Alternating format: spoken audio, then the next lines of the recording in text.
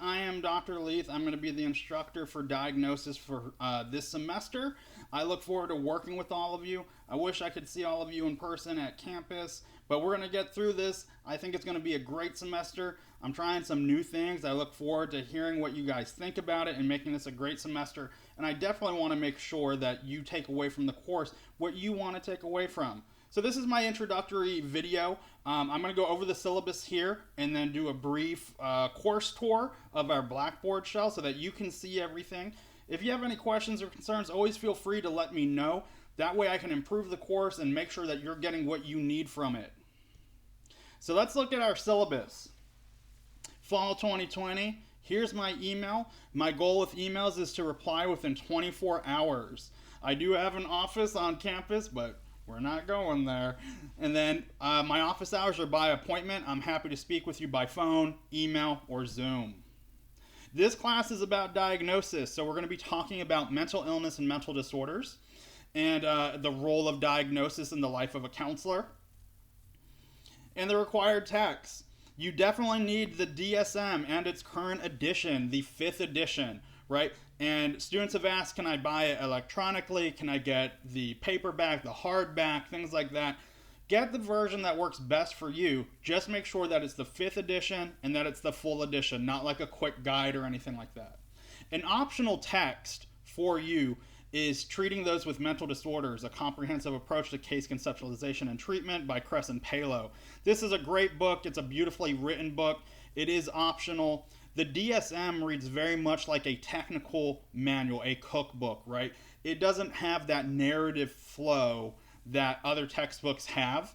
So the Crescent Palo book is a more narrative, traditional textbook. So if you need that or if that helps, then I encourage you to do that. There are a couple chapters on Blackboard, and that you can also read this through the online library. So check it out, see if you feel like you need it, if not, but it's definitely not required for the course. There are required articles. I won't read each of these to you, and they're already on Blackboard for you. I'm putting all the articles that you need up into each week's modules. That way you get a little bit more time back in your life to spend with loved ones, self-care, or studying. Our counseling program, mission and the department, mission-based outcomes. I'll let you read on your own, but we want to make skilled counselors that are multiculturally sensitive, and in this course specifically aware of how and when to give a diagnosis. You are aware that at the end of the program, you will have a portfolio where you go over these 8 areas. Oh, look, a highlighter. These 8 areas, right? And so diagnosis doesn't have a specific section in there, but you can really highlight diagnostic or diagnosis knowledge in almost any of these areas, right? Applying counseling theory to working with a disorder, advocating for people with mental illness, crisis intervention, what to do when someone is feeling suicidal, but it's maybe a function of their mental disorder. Multicultural concerns, ethical and legal concerns with diagnosis. So you can fit it in. If I can help, let me know. Instructional methods. So this is going to be an online asynchronous class, but I want you to take away as much as you can. And again, I want to make sure you're taking from it what you want. So your role with the instructional methods is to let me know if I need to clarify or provide you more information, or if you just want more information because maybe you're really interested in a topic. Let me know. That's what I'm here to do, and I want to make sure that you guys feel like, man, my brain is full of information and I'm ready to go out into the world. Our common syllabus information, there's student code of conduct, counseling services, health services, scholastic dishonesty, student disability services, right, where to go if you need accommodations, and if you need help with that process, please let me know. Fitness to practice.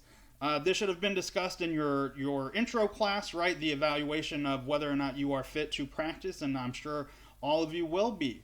This is an online course. Most of our communication is going to be written. So be sure that when you're writing, whether it's an email to me or to your peers, whether it's on a discussion board, if it's a response to something in your exams, all of that stuff, make sure that you are keeping everything respectful, civil, professional. I want you to tell me what you're thinking and stuff like that.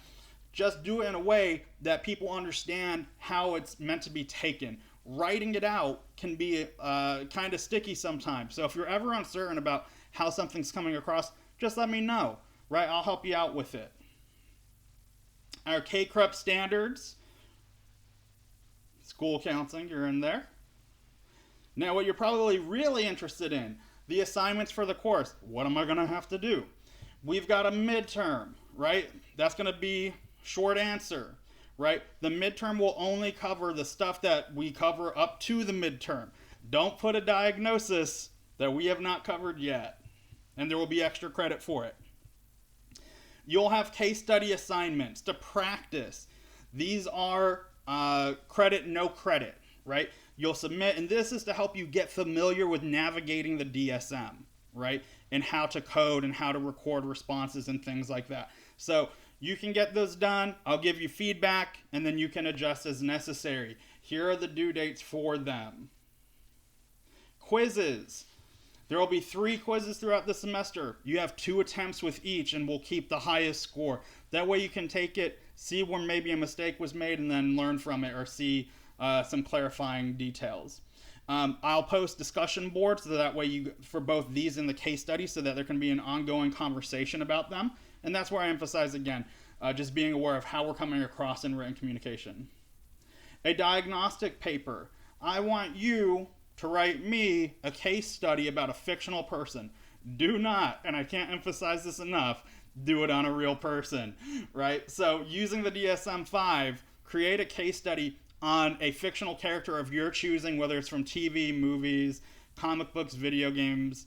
Did I say books? Books, songs, like maybe you're a major Tom fan, right? Something like that. But you're writing me a case study, and you're also using the I Can Start treatment plan, which we cover throughout the semester. And this is an ongoing assignment. Always send me stuff if you want feedback. That way I can help you out. And then we'll have a final, very similar to the midterm, more case studies where you will give me a diagnosis and an explanation. Standard grading rubric. Now, our calendar. You'll see that I have listed the dates for each week because this is an asynchronous course. We're starting off this week with the introduction and the syllabus and why we diagnose. Then we're going to go into the foundations of treatment planning and using the DSM and making a diagnosis. Your quiz is due before week 3, before we meet again. Or before week 2. Then we're going to go into depressive disorders, right? Now we're into the DSM. We're looking at the diagnoses. Now we're looking at depression and bipolar related disorders.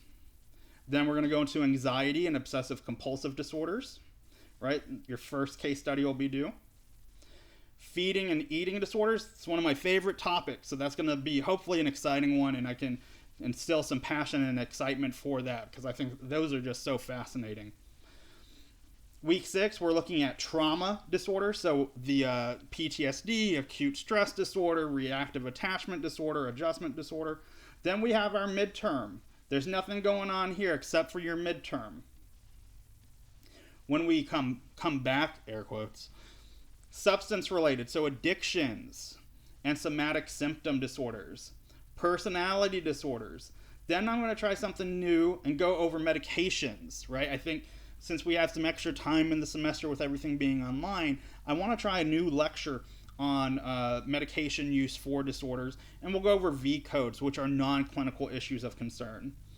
Schizophrenia and psychotic disorders. Disruptive impulse control and conduct disorders and elimination disorders. So these are ones that definitely happen in childhood. Your obsession, your oppositional defiant disorder, conduct disorder, kleptomania, pyromania. Excuse me. Week 13, we're going over neurodevelopmental. So this would be all of the learning disorders, ADHD, intellectual disability, neurocognitive disorders, so dementias, and dissociative disorders. No one tells you about the crazy dry throat you get from recording. Week 14 is Thanksgiving. I want you to take that time to work on your paper, practice self-care, review, whatever you need. But this is a good time to just take advantage of that time, be safe, be with family and loved ones, friends, what have you. When we come back, week 15, we're going to go over sleep disorders, the sexual dysfunctions, paraphilic disorders, and gender dysphoria. Here is a rubric for the paper, and there's a nice folder on Blackboard where you can view all of this and example treatment plans and things like that. That way you have a good starting point. If you ever have questions about the syllabus or about an assignment, let me know. Send me an email, and I'll get back to you as quickly as I can. I want this to be a smooth semester. It's new for you. It's new for me. I want us to get through this together, but I definitely want to hear your feedback and what I can do to improve and make this a worthwhile semester for you. So let's look at Blackboard. So you're kind of looking at it from my point of view. Let's put it into student mode. That way nobody sees my top secret files. It takes a while. Cool. There we go. Okay, so content, this is where all the action is. Because everybody's on Blackboard right now. Okay, as you can see, we have our syllabus up at the top. Week 1, introduction. 2, making a diagnosis. 3, and then you see that I've listed the topics that we're going over each week, as well as the specific disorders. So let's say that you're working on your midterm, a case study, or you just want more information. You say, man, I don't remember where is fictitious illness disorder. Well, we can search for it. We can go through, and there it is with the dissociatives, right? Where is pica? Here with the eating and feeding disorders, right? So we can just look it up. Everything's there for you. There's a folder for our midterm. It will open up when we get closer to it. And then when you click on these, I've arranged it so that all the content's there laid out, hopefully nice and neat for you. That's not what I wanted. No, that is what I wanted. So that it goes in order for you. So we have perspectives on diagnosis. Here you have my video lecture and my PowerPoint. And I will do this for each week. For this first week, I want you to go through this, learn about people first language, watch the videos on what is a mental disorder, and then introductions, a nice discussion board here where I would like for you to introduce yourself, where you are in the program, what you want to do after you graduate, and what's one goal you want to accomplish from this course. Whether that be, I want to have a better understanding of the DSM, I want to know more about eating disorders, I want to know more about the treatment of PTSD, whatever it may be. On weeks where there are case studies and quizzes, they will be in here for you, right? So our first quiz is a syllabus quiz. Let's click to launch. So the first quiz should be very easy. It's just questions over the syllabus. It's kind of a, what we call in the biz, a hunt and find, right? Where you find some information, right? True or false, the most current edition of the DSM, the 5th edition, is required. Hopefully everybody's going to put true, right? And that's it. So let me take us back to, that's not the only question. That's it for this. Leave. So that's it. Hopefully everything is laid out nicely for you and makes sense for you. If something is unclear at any time, please let me know so that I can help. I am so excited to work with all of you. In other news related to the course, I've recently accepted a fellowship position with the American College and University Educators Association, and I am a fellow of that, and I am going through my fellowship right now. And part of that is implementing new and innovative and effective teaching strategies for online learning. So I look forward to hearing your feedback about some of these things as I learn more while you're learning, and hopefully we work together to make this a fantastic semester, and hopefully it makes you feel enriched and like, hey, I have a good understanding of diagnosis. One last point, because if you're holding the DSM, my very worn copy right here, look how busted up this is. And one day, hopefully, yours will also look that way. You don't need to memorize every criterion in here, right? You don't even need to memorize every diagnosis in here. You do need to work on knowing how to navigate it and knowing what sections are in there. So this is really about understanding what the different disorders look like and how to avoid overdiagnosis and misdiagnosis. So if you have any questions, thoughts, concerns, anything I can help with, let me know. I look forward to working with each of you, and I wish all of you well. I'm going to leave it off here. Look at the syllabus, take the syllabus quiz, do those introductory things, and that's going to be a great start for the semester. Hope all of you are well. Take care.